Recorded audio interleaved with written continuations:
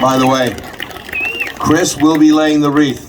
He will be taking back this monument for all Canadians and all veterans. And I know I don't speak for all veterans, but I'm speaking for the men that were here. It's all for Chris. Thanks, buddy.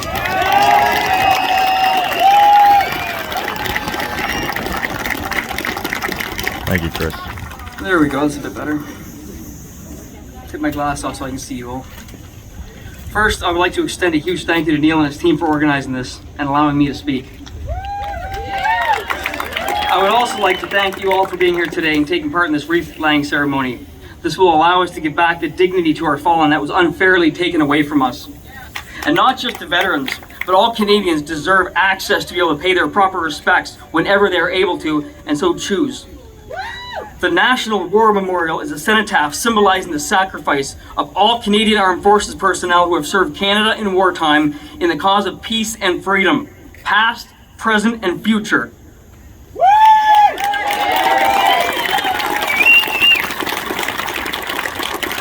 I would also like to add that seeing the size of the crowd here today, even with the many attempts to deter us at the last minute, is overwhelming. Thank you all.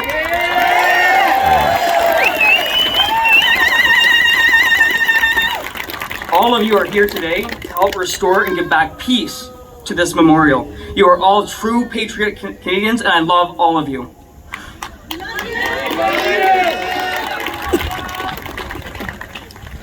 When we all look back at these times, you will all know where you stood.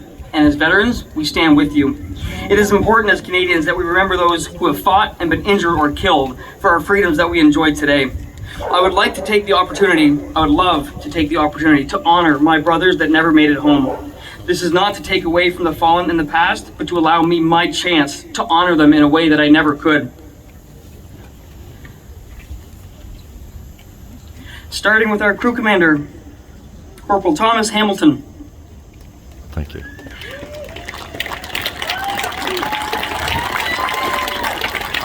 Rear Sentry Hatch, Private John Kerwin. Thank you. And Lav Driver, Private Justin Jones. Thank you. Thank you for allowing me to do that. I have been worried the past 2 years. I have been scared. I've cried, felt hopeless. The feeling of our future is slipping away day by day. I didn't like what I was seeing. Families pitted against each other, neighbors against neighbors, husbands against wives, friends no longer speaking, suicides, overdoses, spousal abuse, child abuse. It doesn't end. The hurt we are feeling is profound. The division we are experiencing is a coordinated attack on all of us, and the pain we all feel for our country, for our kids, and for humanity is palpable. The convoy in Ottawa was a glimmer of hope and a chance to heal after 2 years of nonsensical dictating coming from our government and spouted out from the media.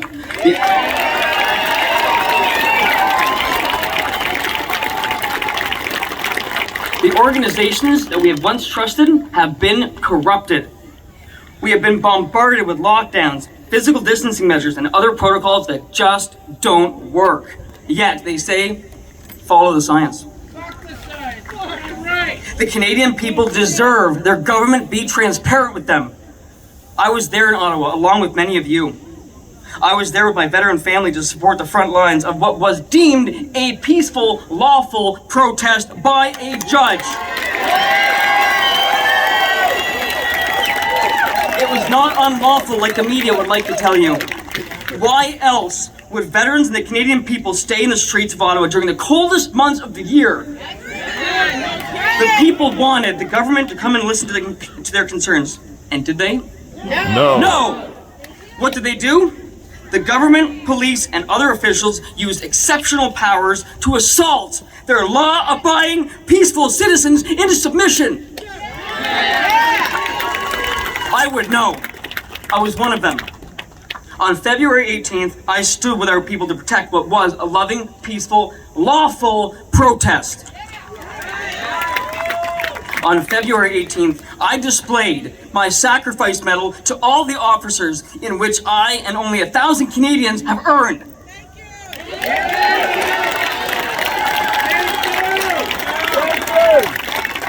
On February 18th, I talked to police officers to explain who we were, why we were there, and what we were doing. And on February 18th, around 12:45, I was dragged down, kicked in my back, kneed in my side, punched in my face multiple times while my hands were up. My hands were zip tied behind my back, and I was treated like a criminal. I was held in a processing line for 2 hours with my hands tied behind my back in minus 20-degree weather. I had chronic pain. I was not allowed to kneel, I was not allowed to sit, and I was denied my medication in order to comfort my duress. Afterwards, myself and the other peaceful citizens were thrown out of the city like garbage and told not to return to our nation's capital.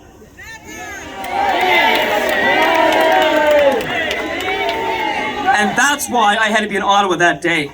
I sacrificed my broken body to awaken the veteran community and Canadians alike. The Canadian people need to know that if the state is willing to do this to an injured, law-abiding veteran, then it won't matter who you are. We need to come together and bring only peace. And this is where Veterans for Freedom arises.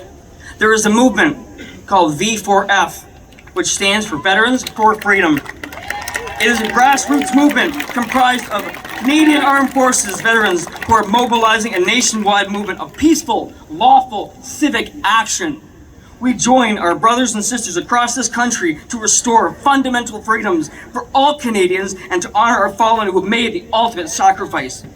We need members. We need them now. We're growing at a rapid pace. 1 minute. If you or anyone you know has served your country but feel like you have more to give, please email us today at veterans4freedom.ca. Wherever evil is lurking, peace is always there to follow. Be well and thank you. Thank you.